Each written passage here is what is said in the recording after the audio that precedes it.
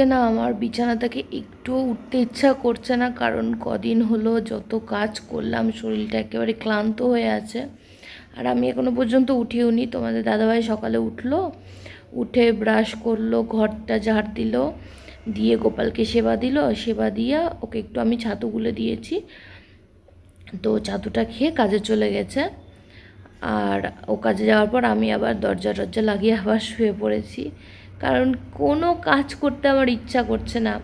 আবার এক গাদা জামা কাপড় কাচার জন্য পড়ে আছে, তারপর কয়েকটা জামা কাপড় বৃষ্টি হলো যে কিছুদিন, তো বৃষ্টির কারণে সব জামা কাপড়গুলো কেমন গন্ধ হয়ে গেছে। তো আজকে একটু রোদ্রু উঠেছে, সেই কারণে রোদে দিয়ে দিয়েছি বাইরে একটা দড়ি টাঙিয়ে। তো বাইরে গিয়ে এখন মানে গেটের সামনে একটা জায়গা আছে, ওই জায়গাটা ঝাড় দিতে হবে, ঘরটা মুছতে হবে, জামা কাপড় কাচতে হবে। কিন্তু আমার কিছুই করতে ইচ্ছা করছে না। মনে হচ্ছে কেউ যদি একটু রান্না টান্না করে দিত, একটু আরামে থাকতাম আজকের দিনটা। আর আজকে ওয়েদারটা একটু ঠান্ডা ঠান্ডা, তো তো শুয়ে থাকতে আরও বেশি ভালো লাগছে। উঠতে একদমই ইচ্ছা করছে না, কিন্তু কি করব, উঠতেই হবে, কারণ অনেক কাজকর্ম পড়ে আছে। সংসারে কাজ ফেলে তো আর শুয়ে থাকা যাবে না। তো একটু শুয়ে থাকি, তারপরে উঠে যাব। আর এখানে না কোনো জলের সমস্যা নাই, বিশেষ করে এই কারণে আমি একটু শান্তি মতো শুয়ে আছি, কারণ জলের সমস্যা হলে পারা যায় না। ওই বাড়িতে থাকতে আমার প্রচণ্ড জলের অসুবিধা হতো, টাইমে জল নেওয়া, টাইমে আবার জল ঠিকমতো পেতাম না, তো প্রচণ্ড অসুবিধা হতো। কিন্তু এইখানে সেই প্রবলেমটা আর নেই, জলের প্রবলেমটা, যার কারণে আমি নিশ্চিন্তে কাজগুলো করতে পারবো। আর তোমাদেরকেও ধীরে সুস্থে কাজগুলো করব, যে ভিডিও করে দেখাতে পারবো। ওখানে আমি তাড়াহুড়ো করে কাজ করতাম, তবুও তোমাদের সাথে শেয়ার করার চেষ্টা করতাম, কিন্তু সবসময় পারতাম না। হ্যালো বন্ধুরা, তোমরা কেমন আছো? আশা করি সকলে অনেক ভালো আছো। তোমাদের ভালোবাসায় আমরাও ভালো আছি। আজকের ব্লগটা শুরু হচ্ছে আমার নতুন বাড়ি থেকে। তো দেখো, নতুন বাড়িতে এসে বিছানাটা খুব সুন্দর করে পেতে নিয়েছি। এখন আমি জানলাটা খুলে দেবো, আর এই জানলাটা থেকে না এত সুন্দর হাওয়া আসে, কি বলবো তোমাদের। আর আজকে ওয়েদারটা একটু ভালো, হাওয়া হাওয়া হচ্ছে, তো ওই জন্য আরো খুলে দিলাম, হাওয়া বাতাস ঢুকবে জানলাটা দিয়ে। পুরোটা আর খুললাম না। তো এই যে পর্দাটা এখন হটিয়ে দিচ্ছি। তো দেখো আমার এই জায়গাটা কেমন লাগছে বলো তো, বিছানার এই জায়গাটা আমার তো খুব পছন্দের। আর এখন এসেছি বাসন ধুতে। রান্নাঘরে বাসন ধোয়ার বেশিন আছে জানো তো, কিন্তু ওইখানে আমি কলটা চালালাম না। ওই কলটা চালালে না মোটরের জলটা উঠবে, আর এটা তো টাইমের জল, এটাতে আমার কোনো বিল লাগবে না। মোটরের জলটা শেষ করে দিলে বারে বারে আমাকে চালাতে লাগবে, আর বিলটাও বেশি আসবে। সেই জন্য আমি টাইমের জলটাতে বাসনগুলো ধুয়ে নিব। আর টাইমের জলটাতে ভেবেছি অনেক কাজই করে নিব, চেষ্টা করব মোটরের জলটা যেন কম খরচ করতে পারি, তাহলে আমাদেরই সুবিধা, লাইট বিলটা কম আসবে। তো এই দেখো এখন বাসনগুলো এক এক করে ধুয়ে নিচ্ছি। রাত্রে কয়েকটাই বাসন ছিল, খুব বেশি বাসন ছিল না। রাত্রে যেহেতু ভাত করেছিলাম, সেই জন্য হাঁড়ি টাড়ি এগুলো ছিল। তো চলো এখন বাসনগুলো মেজে নিই। আর তোমাদের দাদা ভাইয়ের নাকি এই বাড়িতে মানে মন লাগছে না, এতদিন ধরে ওই বাড়িটাতে ছিল, তো তাই এই বাড়িটাতে থাকতে নাকি ওর প্রবলেম হচ্ছে। আমি ওকে বললাম যে আমার তো কোনো প্রবলেমই হচ্ছে না, আমার তো ওই বাড়ি থেকে কবে মনটা উঠে গিয়েছিল, আমার এই বাড়িতে থাকতেই সব থেকে বেশি ভালো লাগছে জানো তো। আর এই বাড়িটা আমার খুব পছন্দও হয়েছে। যে কেউ দেখলেই বাড়িটা পছন্দ করবে, এটাই স্বাভাবিক জানি। ভিডিওতে অনেকজনই আমাকে বলেছো কমেন্ট করে যে বাড়িটা খুব সুন্দর হয়েছে।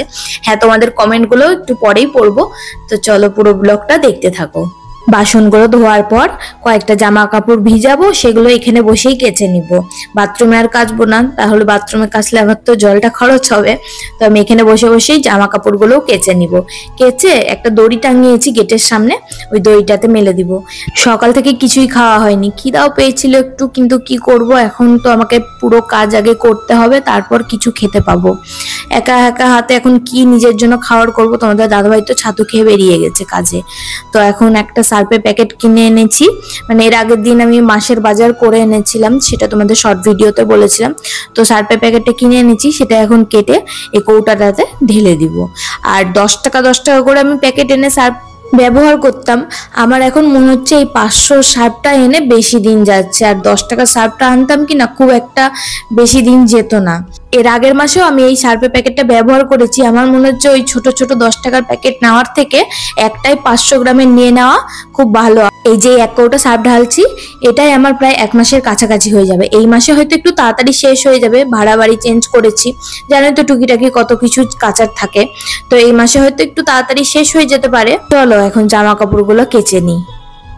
এই দেখো এখানে এতগুলো জামা কাপড় আছে, তবে সবগুলো এখন একসাথে কাচবো না, অল্প অল্প করে কাচবো, আমারও সুবিধা হবে, শুকাতেও ভালো হবে, তাড়াতাড়ি শুকিয়ে যাবে অল্প অল্প করে কাচলে।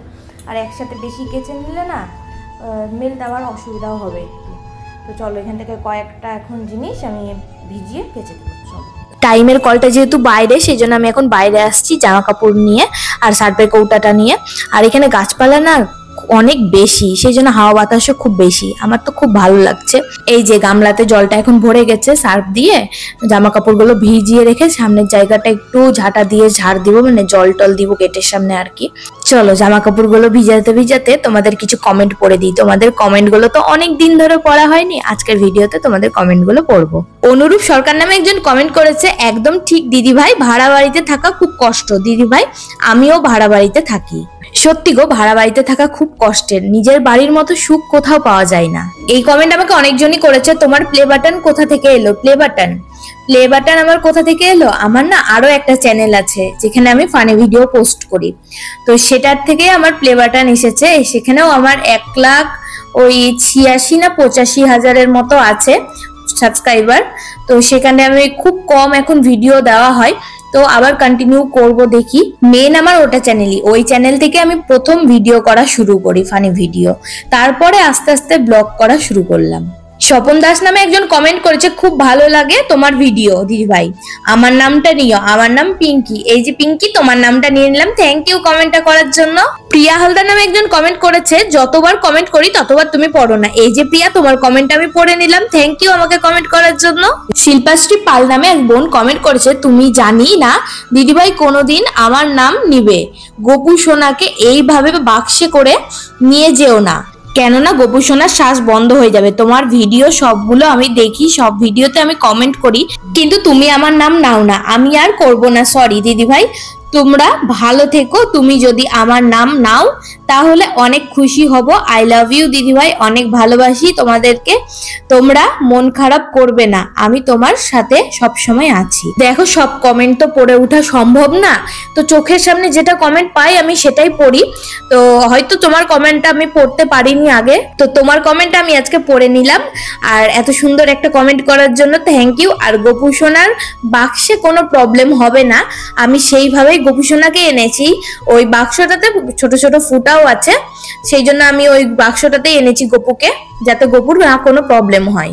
বর্ষা বাগ নামে এক বোন কমেন্ট করেছে, দিদি ভাই খুব সুন্দর ভিডিও হয়েছে আজকে, দিদি তুমি আর আগের মতো আমার নাম নাও না, দিদি ভাই তোমার নতুন বাড়িটা খুব সুন্দর লাগছে, দিদি ভাই আমার নামটা নিও প্লিজ প্লিজ প্লিজ।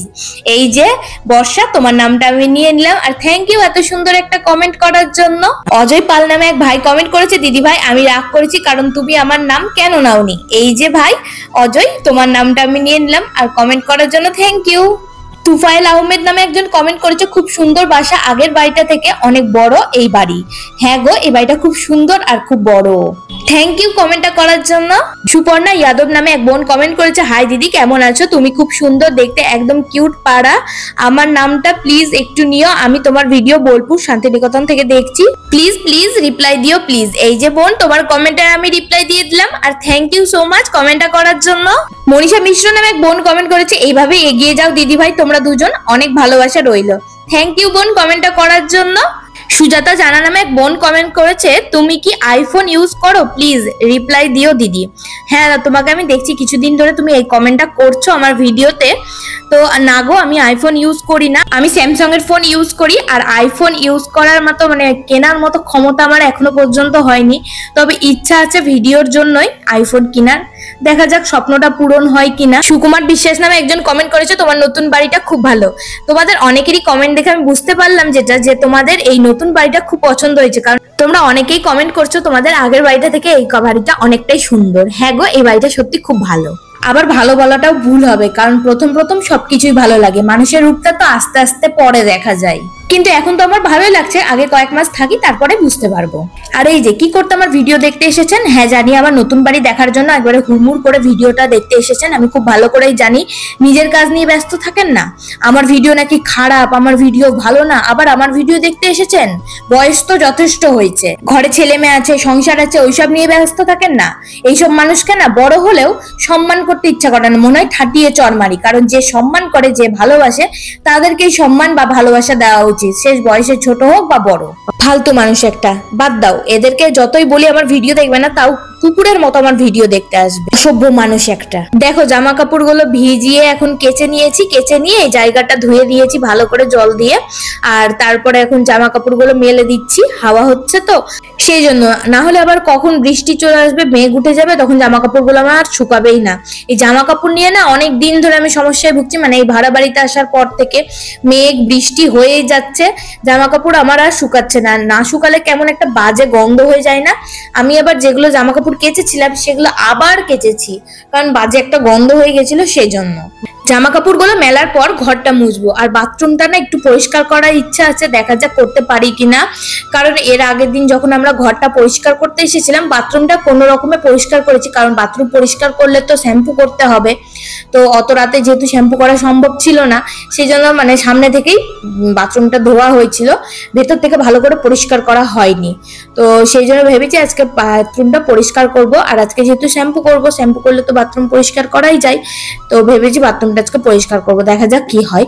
আর আমার তুলসী গাছটার অবস্থান না খুব খারাপ হয়ে গেছে, ভাবছি বড় টবে লাগাবো না এই ছোট টবটাতেই লাঠি লাগিয়ে দড়ি দিয়ে আটকে দিব। একটু তোমরা কমেন্ট করে বলো তো কোনটা ভালো হবে, কারণ তুলসী গাছটা একেবারে পুরো হেলে গেছে আর মরেও গেছে অনেকগুলো ডাল। তো এটা যদি এখন আমি যত্ন না করি তাহলে তো তুলসী গাছটা আমার নষ্ট হয়ে যাবে। এই ওড়নাটা না, মানে যেটা আমি মেলছি না তার পাশেরটা, এই ওড়নাটা আমি ওই বাড়িতে পর্দা করে রেখেছিলাম। পর্দা যেহেতু কিনিনি ওই বাড়িতে, ভেবেছিলাম তো বাড়িটা চেঞ্জ করবই, তাই পর্দা কিনে কি করব, নতুন বাড়িতে এসে পর্দাটা কিনেছি। আর আমার পর্দাটা কেমন হয়েছে একটু জানিও তো, আমি প্রথমে ভিডিওতে দেখিয়েছি, তোমরা খেয়াল করে দেখবে ভালো করে। তো ঘরে এসেছি, এখন ঘরটা এখন মুছে নিব। আর ঘরে না টেবিলটা ঢুকাইনি, ঘরে বাইরেই রেখেছি টেবিলটা, মানে বারান্দাটাতে। তো ঘরে ভাবছি টেবিলটা ঢুকালে ঘরটা একেবারে গ্যাঞ্জাম হয়ে যাবে, তার চেয়ে ফাঁকা ফাঁকা আছে, এটাই ভালো লাগছে। আর তোমরা দেখতে পাচ্ছ একটা বেগুনি কালার বোতল আছে, ওই দিকটাতে ঠাকুর রেখেছি। আর তোমরা কি আমার এই ভাড়া বাড়ির হোম ট্যুর দেখতে চাও, তাহলে অবশ্যই আমাকে কমেন্ট করে জানাবে, আমি তোমাদের দেখাবো। এর আগের বাড়িতেও আমার দেখানোর ইচ্ছা ছিল, তবে ওটা আমার মনের মতো ছিল না যেহেতু, তাই আমি আর ওই বাড়িতে দেখাইনি। কিন্তু এই বাড়িতে আমি তোমাদের হোম ট্যুর করে দেখাবো, তোমরা যদি চাও তাহলে আমাকে কমেন্ট করে জানাবা। গা ঢিলামু দিয়ে কাজ করলে না এরকমই হয়, দেরি হয়ে যায়। এই যে সকাল থেকে ল্যাদ খেলাম বিছানাতে পড়ে পড়ে, আর এখন কাজ করতে দেরি হয়ে যাচ্ছে, এখন অনেকটা দেরি হয়ে গেছে। আবার রান্না বসাতে হবে, জানো তো রান্নাও করা হয়নি, তাড়াহুড়ো করে রান্নাটা এখন আমাকে করতে হবে। আর বাথরুমটা ভাবলাম পরিষ্কার করব, দেখি বাথরুমে ঢুকি আগে বাথরুমের কি অবস্থা। কারণ বাথরুমটা না আগে থেকে যদি হারপিক বা সবকিছু না দিয়ে রাখি, পরিষ্কার হয় না সঙ্গে সঙ্গে করলে। আর চাদরে করে ওই জামা কাপড়ের টোপলাগুলো যেদিন এনেছিলাম সেদিনই না আলমারিতে আমি গুছিয়ে দিয়েছি। আমি জানি যে আমি যদি এগুলো ফেলে রেখে দিই আমার কাজ করতে বা পরে ইচ্ছেই করবে না, সেই জন্য আমি সেদিনই সঙ্গে সঙ্গে এসে জামা কাপড়গুলো রেখে দিয়েছি আলমারিতে সুন্দর করে গুছিয়ে। আর ওই দিন তো আমি কোনো খাওয়া দাওয়ার ঝামেলাই করিনি, আলু সিদ্ধ ভাত করেছিলাম দুপুরবেলার দিকে। আর সকালবেলা তো পরোটা কিনে এনেছিল, মুড়ি দিয়ে পরোটা দিয়ে খেয়েছিলাম, তো অনেকক্ষণই পেট ভরেছিল, সেই জন্য আর কি আলমারিটা তাড়াহুড়া করে ওই দিনই গুছিয়ে নিলাম। কারণ জিনিস পড়ে থাকলে ঘরটাও এলোমেলো হয়ে থাকবে আর দেখতেও ভালো লাগবে না, আর আমার ব্লগটা করতেও দেরি হয়ে যাবে। তো দেখো ঘরটার মুছে স্নান ধান করে একটু ফ্যানের তলায় বসলাম, একেবারে হাঁপিয়ে গেছি। এই যে মেরি বিস্কুটের প্যাকেটটা, আর তোমাদের দাদা ভাই একটা দোকান থেকে ঠান্ডা জলের বোতল এনেছে। ঠান্ডা জল খেতে খুব ইচ্ছা করছিল, গলাটা শুকিয়ে কাঠ হয়ে গেছিল, সেজন্য ওকে বললাম তুমি কাজ থেকে আসার সময় একটু ঠান্ডা জল এনো। আর রান্নাটা তো বসাতে দেরি হয়ে গেছে, এদিকে ওরও আবার খিদা পেয়ে গেছে, সেই জন্য তাড়াহুড়া করে ভাত, আলু ভাজা আর পাঁপড় ভাজা করেছি। আর ডালটা ওইদিকে ফুটছে, আমি বললাম আগে ভাতটা আগে বেড়ে দিই, তারপর ডালটা নিয়ে আসবো। আর এখন না আমাদের টেবিলে খাওয়া হয়তো বা খুব কমই হবে, কারণ গরম যেহেতু, গরমকালে তো একটু ফ্যান চালিয়ে খেতেই হবে। আর ঘরে তো ফ্যান, বাইরে তো টেবিলটা রেখেছি, তো বাইরে হয়তো খুব একটা খাওয়া হবে না, মানে টেবিলের উপরে নিচে বসেই খাবো, কোনো অসুবিধা নাই।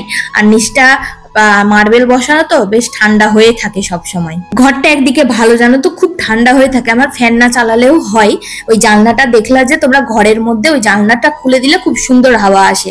আর রাত্রেবেলা করে তো আমি প্রত্যেকদিন ভোরবেলাতে ফ্যানটা অফ করে দিই, তোমাদের দাদাভাই চালিয়ে ঘুমিয়ে যায় চাদর নিয়ে আরাম করে। আর আমার খুব ঠান্ডা লাগে ভোরবেলার দিকে, সেই জন্য আমি ভোরবেলা বন্ধ করে দিই আর আমি তখন ঘুমাই। এই দেখো ডাল করেছি, মুগের ডাল করেছি। মুগের ডালটা দিয়ে দিলাম তোমাদের দাদাভাইকে, ও এখন খেতে বসে গেছে। আর ওর নাকি খুব খিদা পেয়ে গেছিল, আমার তো এদিকে রান্না করতেও দেরি হয়ে গেছে।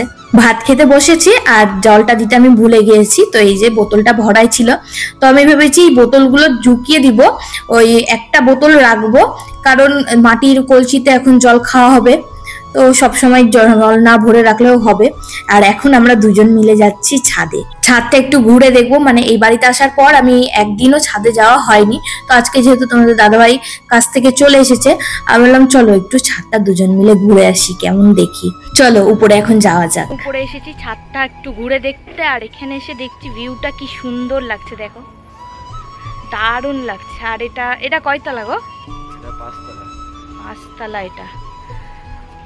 আর উপরে আমাকে জামা কাপড় মেলতে আসতে বলেছে, কিন্তু এত উঁচুতে ওঠা সম্ভব না। আমি এখন উঠতে উঠতে একবারে হাঁপিয়ে গেলাম পুরো, সেই জন্য আমি নিচে জামা কাপড় মেলি। তো ভেবেছি মোটা কিছু যখন কাচাকুচি হবে তখন উপরে মেলতে আসবো। তো চলো এখন একটু দুজন মিলে দাঁড়িয়ে থাকি, হালকা রোদ আছে, খুব একটা গরম লাগছে না। গরম লাগছে না? খুব গরম। তুমি কিছু বলবা? আমি কি বলবো? তুমি এরকমই, আমি কি বলবো, যখনই ক্যামেরা আনবো তখন চুপচাপ, ক্যামেরাটা এখনই বন্ধ করে দিই, শুরু হয়ে যাবে নাটক। আমাদের দুজনে ছাদে ঘোরা হয়ে গেল, এখন নিচে নামছি, কয়েকটা রিলস বানালাম, কয়েকটা ফটো তুললাম। তো এখন নিচে যাব আর তোমাদের দাদাভাই কাজে যাবে। তো এখানে মোটরটা দেখে গেলাম, জলটা না একদমই নাই, নিচে গিয়ে এখন মোটরের সুইচটা দিতে হবে। তোমাদেরকে তো রান্নাঘরটা দেখানো হয়নি, তো রান্নাঘরটা এখন দেখাবো। আর এই যে মাটির কলসিটা যেটা ছিল সেটা আমি এইখানে রেখে দিয়েছি, একটা বড় টুল ছিল, টুলটার উপরে লাল ওড়নাটা পেতে মাটির কলসিটা এখানে রেখে দিয়েছি রান্নাঘরের সামনেই। আর আমার রান্নাঘরটা দেখে নাও কেমন হয়েছে একটু জানাবে। আর রান্নাঘরে এখানে বেসিন আছে, এখানেও বাসন টাসন ধোয়া যায়, কিন্তু এখানে যেহেতু জলটা খরচ হবে সেই জন্য আমি টাইমের জলে বাইরে গিয়ে বাসনটা ধুয়েছিলাম সকালবেলা। আর বাসনগুলো আমি বাইরেই মানে টাইমের জলেই ধুবো। তো এই যে রান্নাঘর, এইখানে জলে বালতিটা রেখেছি, আর নিচে সব কৌটা, তারপর আলু আর চালের এখানে। তো দেখো কেমন হয়েছে জানিও।